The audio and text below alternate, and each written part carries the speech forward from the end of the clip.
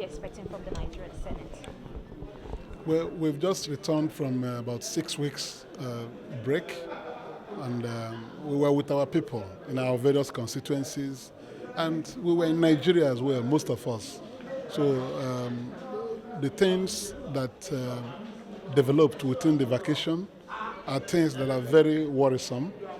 The ever soaring prices of goods and services, and then the confusion in our petroleum sector, where the very thing God gave us, instead of our harnessing it to the benefit of Nigerians, we've continued to suffer.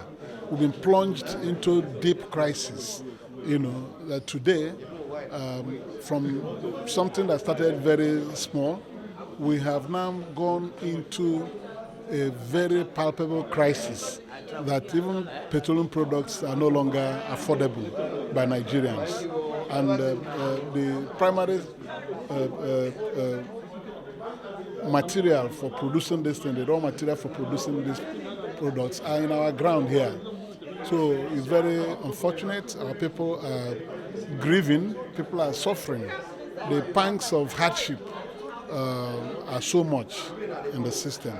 So now that we have returned from the recess, we have to tell ourselves the truth and immediately stand on the side of the Nigerian people and see what we can do to alleviate the sufferings of the people, remove all the bottlenecks in the downstream sector of the Nigerian petroleum sector, and then look at those who are managing the sector.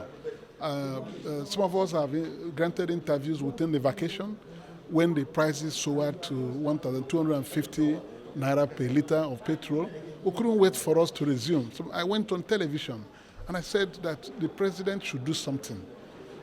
Those people who are managing our petroleum resources cannot give us any reason, no justification why we can no longer afford petroleum products, PMS, diesel, kerosene, and all that. It's a very terrible, nostalgic feeling of the past when these things were available. At some time, PMS was 20 kobo per litre, 40 kobo, 70 kobo, and from now we're at 1,000 plus. So it's no longer acceptable.